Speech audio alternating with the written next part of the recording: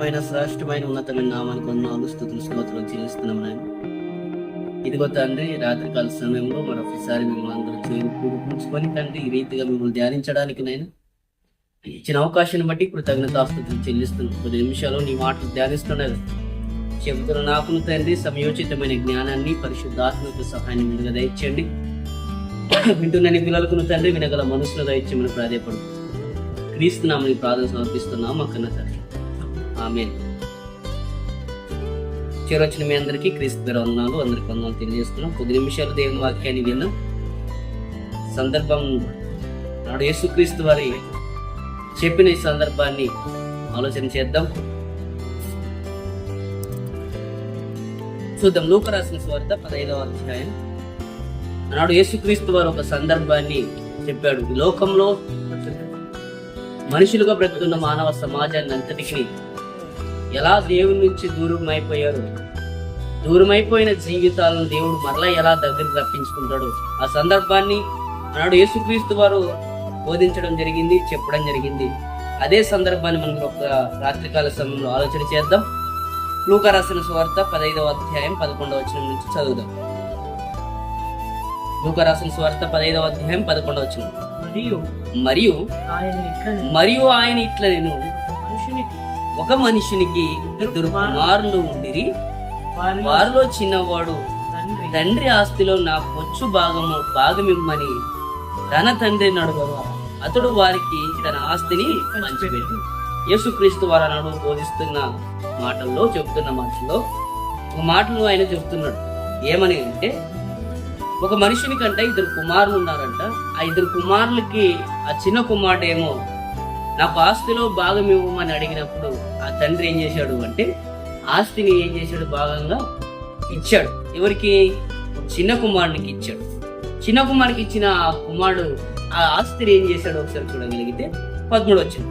కొన్ని దినములైన తర్వాత ఆ చిన్న కుమారుడు సమస్తమును కూర్చుకొని దూరదేశమున ప్రయాణమైపోయి అచ్చట తన ఆస్తి దుర్వ్యాపారం వలన ఏం చేశాడు, వాడు చేశాడు.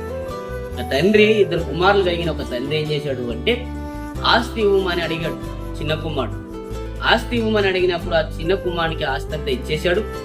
ఇచ్చేసిన ఆస్తిని ఏం చేశాడంటే ఆ కుమారుడు ఒక దూర ప్రాంతానికి, ఒక దూర దేశానికి వెళ్ళిపోయి దుర్వ్యాపారం వలన విచ్చలవిడితనానికి అలవాటు పడి డబ్బుంది కదా అని ఎలా పడితే అలా బ్రతికేసి వ్యభిచారం వైపు దుర్యారోప వరకు ఎలా బ్రతికాడు అంటే నీచంగా తా కుమారుడు ఏం చేశాడు, డబ్బు ఉంది కదా అని బ్రతికేశాడు. ఉన్న డబ్బు అంతా ఏం చేసుకున్నాడు, ఖాళీ చేసుకున్న ఆ డబ్బు అంతా ఖాళీ అయిపోయిన తర్వాత ఎలా తన జీవితం అయిపోయింది అంటే చింపేసిన విస్తరాకులు అయిపోయింది తన బ్రతుకు. ఆస్తి తన తండ్రితో ఉన్నప్పుడు మాత్రం చాలా ఆనందంగా ఉన్నాడు. తన ఆస్తి అందరూ కలిసి ఉన్నప్పుడు, తండ్రితో కలిసి ఉన్నప్పుడు, ఆ ఆస్తి తన వద్దకు రాకున్నప్పుడు చాలా ఆనందంగా బ్రతికాడు. ఆ బ్రతికిన వాడు ఇంకా నా సొంతం అయిపోతే దురాశల వైపు వెళ్ళాడు. నాకు సొంతమైతే, నాదైతే బాగుంటుంది కదా, నేను నాకంటూ స్వతంత్రంగా ఉంటే, నాకంటూ నా జీవితంలో స్వతంత్రతగా ఉంటే, నేనే నా డబ్బును ఖర్చు పెట్టుకుంటే బాగుంటుంది అనుకుని ఆలోచన చేసి ఆస్తిలో సగభాగం అడిగాడు. ఇచ్చాడు. ఇచ్చిన తండ్రి ఇచ్చేశాడు. ఆ కుమారుడు తీసుకున్నాడు, దూర ప్రాంతానికి వెళ్ళాడు. విచ్చలవిడిగా ఆ డబ్బులు ఏం చేశాడు, ఖర్చు పెట్టేసిన తర్వాత ఎలా తన జీవితం అయిపోయిందో ఒకసారి చూడగలిగితే 14 వచ్చింది. అదంతా ఖర్చు చేసిన తర్వాత ఆ దేశమందు గొప్ప కరువురాగా వాడు ఇబ్బంది పడి సాగి వెళ్ళి ఆ దేశస్తుల్లో ఒకని చెంత చేరును. అతడు పందుల మేపుటకు తన పొలంలోనికి వానిని పంపాడు. ఎంతో ఆస్తి కలిగిన ఈ కుమారుడు, ఎంతో ఆస్తి సంపాదించుకున్న ఆస్తిలో ఉన్న ఈ కుమారుడు తన ఆస్తిని సగభాగం చేసాడు తండ్రికి. అంత సంపాదించుకున్న వీడు ఎలా అయిపోయాడంటే దుర్వ్యాపారం వల్ల విచ్చలితనానికి, వ్యభిచారపు అలవాట్లకి తన డబ్బుని ఏం చేశాడు, ఖర్చు చేశాడు. ఒకరి కింద ఏం అయిపోయాడు, పందులు మేపడానికి కూలీగా ఏమైపోయాడు, చేరాడు. తినడానికి ఆ దేశం అంతా ఏమైపోయింది, కరువు వచ్చేసింది. అంత ఖర్చు చేసేసాడు. చేతిలో డబ్బులు లేవు.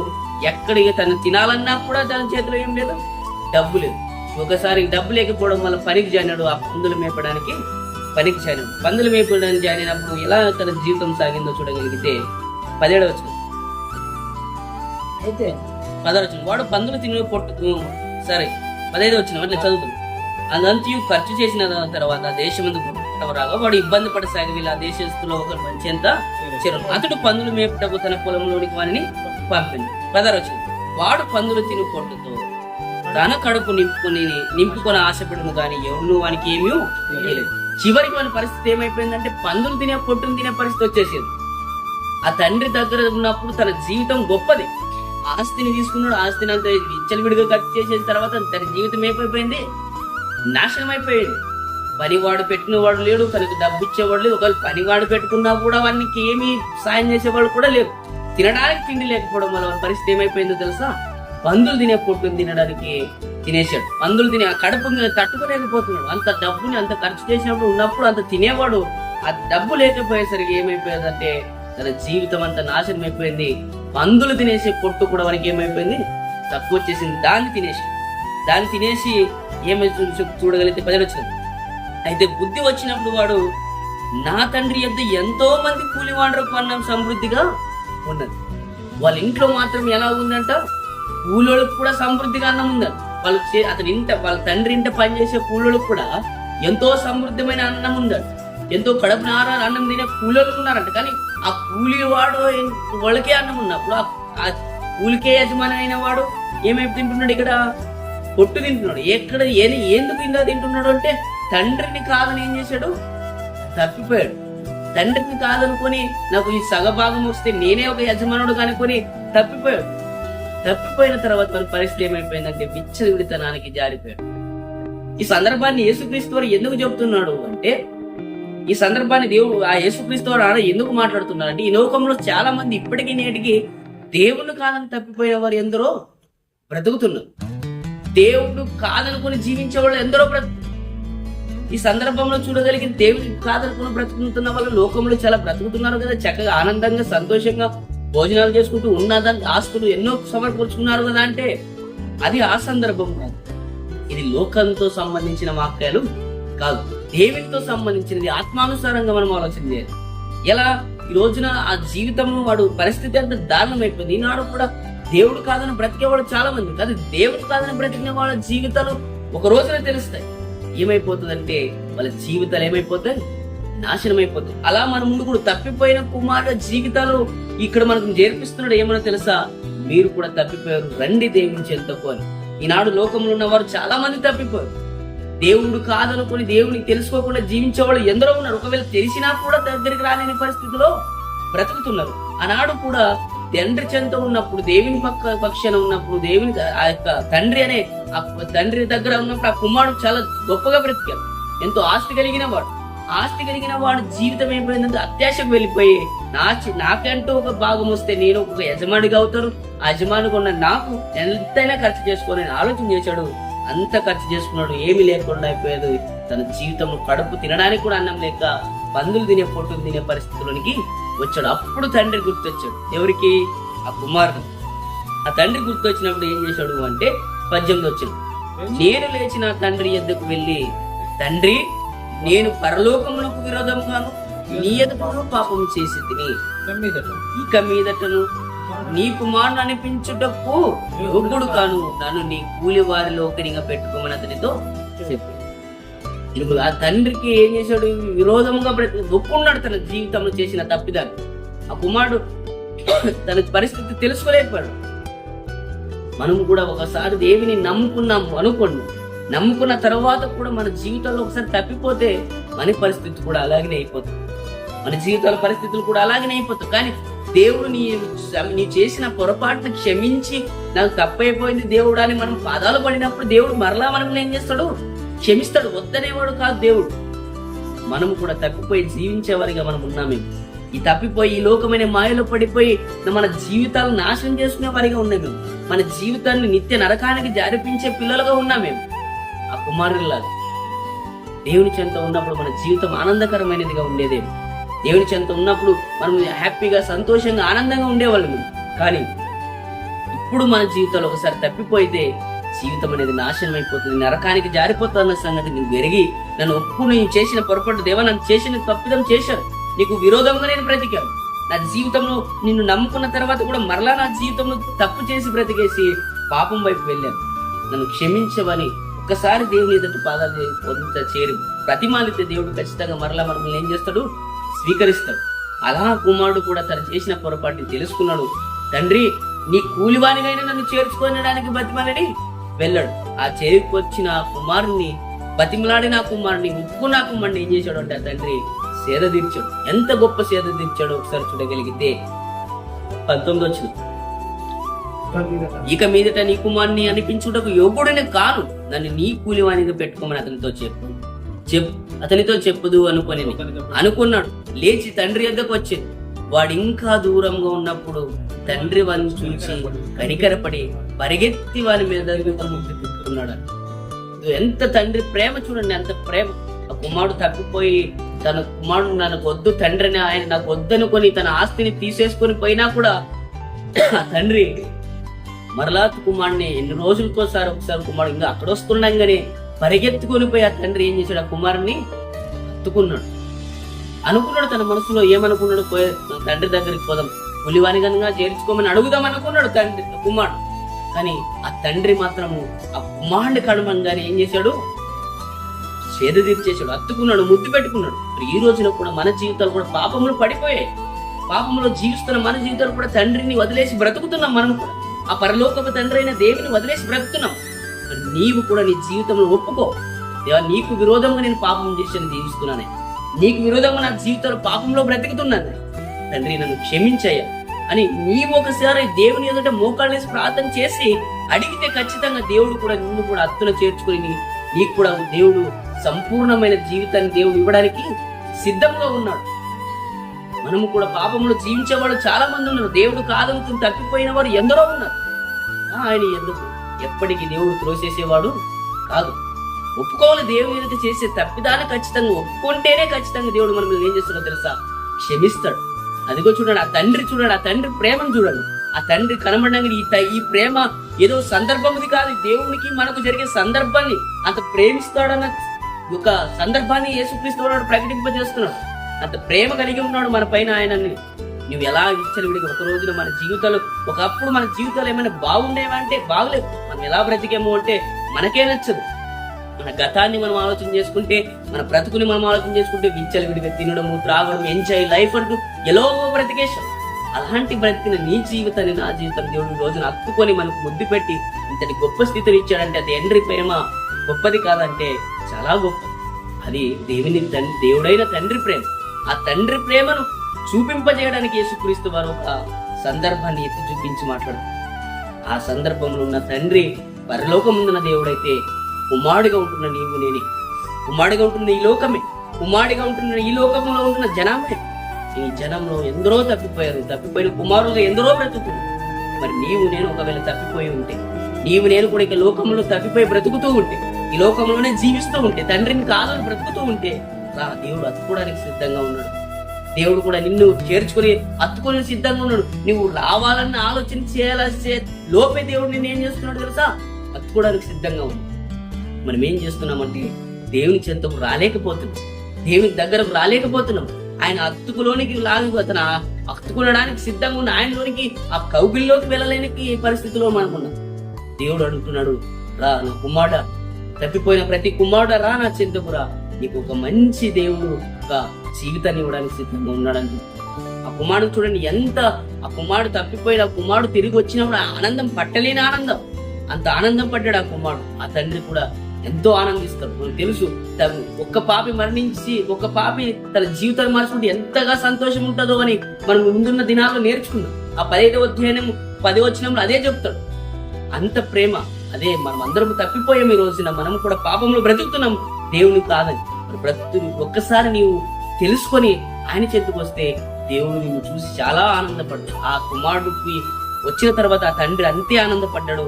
ఒకసారి చూడగలిగితే 21వ వచనం, అప్పుడు ఆ కుమారుడు అతనితో, తండ్రి, నేను పరలోకమునకు విరోధంగా నీ ఎదుటను పాపం చేసి తిని ఇక మీదట నీ కుమారుడు అనిపించుటకు యోగుడను కానేది. తండ్రి ఎదుట ఆ కుమారుడు ఒప్పుకున్నాడు. ఏమని తెలుసా, దేవా తండ్రి, ఇదిగో నీకు విరోధంగాను పరలోకానికి విరోధంగా ఆయన నా జీవితం పాపం చేశాను తండ్రి, నేను బ్రతికాను నాయన, దేవా నన్ను క్షమించదని. కుమారుడిని అనిపించుకోవాలన్న స్థితి నాది కాదు, ఎందుకంటే అంతే నీచంగా నేను బ్రతికాను ఈ లోకం. ఈ రోజున మన పరిస్థితులు కూడా అలాగే నువ్వు దేవా, నా జీవితం అంతా వేస్ట్ తండ్రి, ఎంత నీచంగా నేను బ్రతికాను అంటే ఈ లోకంలో పాపమయ్యే మాయలో నేను బ్రతికాను. ఇదిగో తండ్రి, నీ కుమారుని అనిపించుకోవడానికి, ఇదిగో నీ పరిచర్య చేయడానికైనా కూడా, నీ సేవలను ప్రార్థించడానికైనా కూడా, నీ పరిచర్య పాలిభాసుడు అవ్వాలన్నా కూడా నాకు యోగ్యత లేదు. నేను అటువంటి పరిస్థితుల్లో నన్ను జీవించను తండ్రి, నన్ను క్షమించవాలని ఒక్క చిన్న మాట దేవుని ఎదుట మాట్లాడగలిగితే ఖచ్చితంగా దేవుడు నిన్ను నన్ను నిలబెడతాడు, ఒక యోగ్యునిగా నిలబెడతాడు. అదే నిలబెట్టాడు ఆ కుమారుడు మాట్లాడాడు, ఆ కుమారుడు బతిమాలాడు, ఆ కుమారుడు ఒప్పుకున్నాడు తన యొక్క. అందుకే మాట్లాడి ఏమని తెలుసా, నీకును నీ యొక్క పరలోకమునకును నీకును విరోధంగా నేను పాపం చేసి తిని, నీ ఎదుట పాపం చేసి ఇక మీద నీ కుమారుడు అనిపించిన ఒక యోగుడు కానీ. అయితే ఆ తండ్రి చూడండి, దేవుడు చూడండి, ఆ దేవుడి ప్రేమ చూడండి, దేవుడి ప్రేమ ఎంత గొప్పదో. నీ ఒకసారి ఒప్పుకుంటే ఆ ప్రేమ ఎలా ఉంటుందో చెప్తున్నాడు 22వ వచనం. అయితే తండ్రి తన దాసుని చూసి ప్రశస్త వస్త్రములు త్వరగా తెచ్చి వీనికి కట్టి, వీని చేతికి ఉంగరము పెట్టి, పాదములకు చెప్పులు తొడిగించుడి అని. ఆ తండ్రి ఆ ఒప్పుకొని జరగంగానే ఏం చేశాడు ఆ తండ్రి? మంచి ప్రశస్తమైన వస్త్రాలు వేరు, ప్రశస్తమైన వస్త్రాలు. ఆ ప్రశస్తమైన వస్త్రాలకి ఒక గుర్తింపు ఉంటుంది. అటువంటి వస్త్రాలని ఆ కుమారుని తెప్పించాడు. ఒక బంగారు ఉంగరాన్ని తొడిగించాడు, ఒక ఉంగరాన్ని చేతికి తొడిగించాడు, పాదములకు చెప్పులు తొడిగించి, ప్రొవ్విన పశువును తెచ్చి వధించి మనం తిని సంతోషపడదామని. ఇదిగో ఆ కుమారుడు తన జీవితంలో తను చేసిన పాపాలని, తను బ్రతికిన విధానాన్ని ఒప్పుకున్న తర్వాత తండ్రి చెంతకు రాగానే ఆ తండ్రి ఏం చేశాడో తెలుసా? గొప్ప ఆహ్వానాన్ని ఆ కుమారునికి పలుకుతున్నాడు. అదే ఆహ్వానం నీకు నాకు ఇప్పటికీ ఉంది. ఎప్పుడో తెలుసా? మనం అందరం మరణించి దేవుని కొరకు బ్రతికిన తర్వాత, మన జీవితాలు పాపాలు ఒప్పుకున్న తర్వాత నీకు కూడా ప్రశస్తమైన ఆహ్వానం ఉంది. ఎక్కడో తెలుసా? పరలోకంలో. మనకు కూడా వధింపబడుతుంది ఒక గొర్రె పిల్ల విందులో. మనం కూడా ఏమైతున్నాం తెలుసా? పాలిభాగస్తులు అవుతామని 19వ అధ్యాయం ప్రకటన గ్రంథంలో నేర్పుతాడు. ఒకసారి మనం మన జీవితంలో మన పాపంలో విడిపోయి, పాపం నుంచి దూరం అయిపోయి దేవుని చెంతకు చేరిపోయిన తర్వాత, మన జీవితంలో తప్పిపోయిన మనం దేవుని చెంతకు చేరిపోయి దేవునిలో బ్రతుకుతూ మరణిస్తే మనకు కూడా ఏముంది? గొప్ప ఆహ్వానం ఉంది. అది గొర్రెపిల్ల విందులో ఆహ్వానం, గొర్రెపిల్ల విందు ద్వారా ఆహ్వానం ఉంది పరలోకంలో. ఆ ఆహ్వానాన్ని దేవుడు నాకు చూపిస్తాడు. అది ముందుగానే చూపించాడు, ఇలా ఉంటుంది నీకు నాకు ఆహ్వానని యేసుక్రీస్తు వారు చెబుతున్నాడు ఆ మాటలు. అలా చూపించాడు, ఎంత ప్రేమ చూపించాడో చూడు నా తండ్రి. ఒక్కసారి తప్పిపోయిన తండ్రి, ఇదిగో నా కుమారుడు విరోధంగా నాకు పాపం చేశాడు, నన్ను కాదని వెళ్ళిపోయాడని ఆ కుమారుడిని వెలివేయలేదు ఆ తండ్రి. చేర్చుకున్నాడు, అప్పును చేర్చుకున్నాడు, ముద్దు పెట్టుకున్నాడు, తనకు ప్రశస్తమైన వస్త్రాలు దొరికించాడు. ఇంకా తనకు ఉంగరాన్ని పెట్టి, పాదాలు చెప్పులు వేయించి, ఒక ప్రోగుని పశువుని వధింపజేసి భోజనాన్ని ఏం చేశాడు? సిద్ధపరిచాడు. తండ్రి నా కుమారుడు తిరిగి వచ్చాడని ఆనందాన్ని అందరికి ఏం చేశాడు? తెలియపరిచాడు. అదే తండ్రి నీ జీవితంలో కూడా, పరలోకపు తండ్రి కూడా, పరలోకపు దేవుడు కూడా నీ జీవితం మార్పు చెందిన తర్వాత, నీవు కూడా పాపాలను ఒప్పుకున్న తర్వాత కూడా దేవుడు అంతే ఆనందం పరలోకంలో ఆనందపడతాడు. అందుకే దేవదూతలు ఎదుట నేను ఆనందపడేదను, గొప్ప పండుగను జరిగిస్తానంటాడు. అటువంటి పండుగ నీవు జీవితాన్ని మార్చినప్పుడే జరుగుతుంది. అంత ఆనందం. దేవుడు తప్పిపోయిన కుమారుడు మరలా చెందుకు వస్తే ఎంతో ఆనందం. తప్పిపోయాం మనమంతా, ఈ లోకంలో ఎందరో తప్పిపోయారు, పాపములుగా ఎందరో బ్రతుకుతున్నాం. వారందరూ మారినప్పుడు దేవునికి ఏమి సంతోషం. ఆ సంతోషంలో దేవుడు నీకు నాకు ఆయన చెంతకు చేరినప్పుడు ఒక గొప్ప విందుతో ఆహ్వానం పలుకుతాడు నీకు నాకు. అదే ఆహ్వానము చూపించాడు, ఇలా ఉంటది మీరు మారితే అని ఆనాడు చూపించాడు ఒక విజయాలుగా. ఆనాడు చెప్పాడు యేసుక్రీస్తు వారు ఒక గొప్ప సందర్భంతో, ఇలా ఉంటది మీరు జీవితాలు కూడా మార్చుకుంటే తండ్రి కూడా మీలాంటి ఆహ్వానం నీకు కూడా నాకు కూడా పలుకుతాడని యేసుక్రీస్తు వారు చెప్తున్నాను. మరి నీవు నేను అలాంటి ఆహ్వానాన్ని పొందాం, మార్చుదాం మన జీవితాలు. తప్పిపోయిన కుమారుడుగా మనం బ్రతుకుతున్నప్పటికీ కూడా, తప్పిపోయిన కుమారుడుగా జీవిస్తున్న మనము ఒప్పుకుందాం మనం చేసిన తప్పిదాన్ని, ఒప్పుకుందాం మన జీవితాలని, పాపాన్ని ఒప్పుకొని ఆయన చెంతకు చేరి, ఇదిగోతేవా నీకును పరలోకానికి నీకును నీ పరలోకానికి విరోధంగా నేను బ్రతికినా, పాపం చేసి బ్రతికినా, నన్ను క్షమించు అనే ఒక్క పాట నీవు దేవుడి ఎదుట మాట్లాడగలిగితే ఖచ్చితంగా దేవుడు నీకు ప్రశస్తమైన వస్త్రాలతో నిన్ను కూడా దేవుని పథకంలో ఆహ్వానిస్తాడు. ఇప్పుడు మనం బ్రతుకుతున్న మన జీవితాలకి ఒక సంఘమనే ఆహ్వానం జరుగుతుంది. అదే బాప్తిసం. నీకు కూడా ప్రశస్తమైన వస్త్రం ఏదో తెలుసా? బాప్తిసం. ఆ బాప్తిసమైన తర్వాత ఒక వరాన్ని దేవుడు ఇస్తాడు, అదే పరిశుద్ధాత్మ. పరిశుద్ధాత్మ వరాన్ని ఇచ్చిన తర్వాత నీవు కూడా ఒక సంఘంలో ఏమైపోతావు? సప్పుడిగా అయిపోతావు. క్రీస్తుకు ఒక అవయముగా నీవు కూడా తయారవుతావు. కాబట్టి మనము తప్పిపోయిన మనం అందరము, ఆనాడు తప్పిపోయిన కుమారుడు ఈ లోకంలో తప్పిపోయి జీవించాడు, పాపం వైపు వెళ్ళాడు. పాపం వేపిన కుమారునికి మరలా ఆహ్వానించుకుని ఎంతో ప్రశస్తమైన వస్త్రాలు తొడిగించాడు, ఉంగరాన్ని తొడిగించాడు, పాదాలు చెప్పులు తొడిగించాడు. చెప్పులు తొడిగించి తన కుమారునికి విందును జరిగించి తన కుటుంబంలోనికి ఏం చేసుకున్నాడు? ఆహ్వానించాడు. ఈ రోజు కూడా తన సంఘమని ఈ కుటుంబంలో కూడా నీవు ఆహ్వానపడాలంటే తప్పిపోయిన నీవు ఒప్పుకోవాలి, పాపాలని ఒప్పుకొని నీకు ఒక దేవుడు వరాన్ని ఇస్తాడు. అనే పరిశుద్ధాత్మ యొక్క వరాన్ని నీవు కూడా క్రీస్తుని యొక్క సంఘానికి ఒక ఆహ్వానింపబడతావు. క్రీస్తునే దేహానికి ఒక నీవు కూడా ఒక అవయముగా మార్చబడుతుంది. నీ జీవితాన్ని నా జీవితాన్ని మార్చుకుందాం. మన బ్రతుకుల్లో ఒప్పుకుందాం మనం చేసే పాపాన్ని. ఒప్పుకున్నాడు ఆ కుమారుడు, ఒప్పుకొని తన చెంతకు తండ్రి చెంతకు చేరాడు. మనం కూడా మన తండ్రి చెంతకు చేరాలంటే ఇక్కడే మనం ఒప్పుకోవాలి. మన జీవితాల్లో పాపాన్ని ఒప్పుకొని ఆ ప్రభు చెంతకు మనం కూడా వెళ్ళాలి. ఇంకా చెప్తున్నాడు చూడండి 25వ వచనం. అప్పుడు అతని పెద్ద కుమారుడు పొలంలో ఉండెను. వాడు పొలం నుండి వచ్చి ఇంటి దగ్గరకు రాగా వాద్యములోను నాట్యములు జరుగుట విని దాసుడు ఒకరిని పిలిచి ఇవి ఏమిటని అడుగగా ఆ దాసుడు అతనితో, నీ తమ్ముడు వచ్చి ఉన్నాడు, అతడు తన యుద్ధకు సురక్షితంగా వచ్చినందున నీ తండ్రి కొవ్విన పశువును వధించెను. అయితే అతడు కోపపడి లోపలికి వెళ్ళనలేకపోయాను కనుక అతని తండ్రి లోపలికి వచ్చి లోపలికి రమ్మని బతిమాలపోయాను. అందుకు అతడు తన తండ్రితో ఇదిగో ఇన్నేళ్ల నుండి నిన్ను ప్రేమించుచున్నానే, సేవించుచున్నానే, నీ ఆజ్ఞను నేనెన్నడూ వినలేదే. అయినను నా స్నేహితులతో సంతోషపడినట్టు నీవు నాకెన్నడూ ఒక మేక పిల్లలను ఇయ్యలేదు. అయితే నీ ఆస్తిని వేశ్యలతో తినివేసిన ఈ నా కుమారుడిని రాగానే వీనికి కొవ్విన పశువుని వధించుతావని చెప్పిన. అందుకు అతడు, కుమారుడా, నీవెల్లప్పుడూ నాతో కూడా ఉన్నావు, అవన్నీ నీవి, మనం సంతోషపడి ఆనందించుట యుక్తమే. ఈ నీ తమ్ముడు చనిపోయి తిరిగి బ్రతికెను, తప్పిపోయి దొరికినని అతనితో చెప్పు. ఇంక మాట్లాడుతాడు, 99 నీతిమంతుల కంటే ఒక్క పాపమారుడా ఎంతో సంతోషం పరలోకమందు. మనం కూడా మార్పు చెందిన మనం కూడా ఏం చేయాలంటే మనం సంతోషపడాలి. కానీ సంతోషపడకుండా మనము దేవునికి వ్యతిరేకంగా మాట్లాడగలిగితే అది ఎప్పటికీ వ్యతిరేకమే అయిపోతుంది. మనం సంతోషపడాలి. దేవుడు తప్పిపోయిన వాడు మరలా వచ్చినప్పుడే సంతోషిస్తాడు. మనం ఎందుకంటే మనం దేవునిలోనే ఉన్నాం. మనము కూడా అలా తప్పిపోయినప్పుడు మనము సంతోషించబడు. మనకు తోపైనకి వస్తున్న వాళ్ళు కూడా దేవుడు అలాగనే సంతోషిస్తాడు. అలాగే మనని అందరికీ ఒకే దేవుడు ఒకే న్యాయంగా చేసేవాడు. అందరికీ దేవుడు న్యాయవంతుడుగా ఉన్నాడు. ఒకరికి ఒకలా చేసే దేవుడు కాదు. కాబట్టి మన జీవితాన్ని మార్చుకుందాం. తప్పిపోయిన మన జీవితాల్లోనికి ఉన్న మనము, తప్పిపోయిన పాపంలో ఉన్న మనము మరలా దేవుని చెంతకు వెళ్దాం. ఆయన హత్తుకుందాం. ఆయన హత్తుకొని ఆయన చెంతలోనికి వెళ్దాం. ఈ తప్పిపోయిన కుమారుని సందర్భం ఏమి నీకు నాకు ఏం చెప్తుంది అంటే, మనం కూడా ఈ లోకంలో తప్పిపోయామని చెప్తున్నాం. ఈ లోకంలో మనం కూడా పాపంలో జీవిస్తున్నామని చెప్తున్నాం. కాబట్టి ఎందరైతే పాపములు బ్రతుకుతున్నారు, ఎందరైతే పాపములు జీవిస్తున్నారు, అందరూ దేవుని చెంతకు రండి, దేవునిలో బ్రతకండి. ప్రశస్తమైన వస్త్రాలతో దేవుని చెంతకు రండి, ఆయనలో బ్రతకండి, పరలోకాన్ని అందరూ స్వతంత్రించుకోండి. ఇదే వాక్యం మీకు నాకు సెలవిస్తుంది. కాబట్టి లోకంలో ఎందరో దేవుడు కాదనుకుని బ్రతుకుతున్నాం. మనం అందరము ఆయన చెంతకు రావాలి, మన పాపాలను ఒప్పుకోవాలి, పరిశుద్ధమైన జీవితాన్ని జీవించాలి, పరలోకంలో చేరాలి. అలా మనం అందరం ఉండాలని దేవుడి వాక్యాన్ని మనందరికీ దీవించి ఆస్వాదించును గాక. ఆమేన్.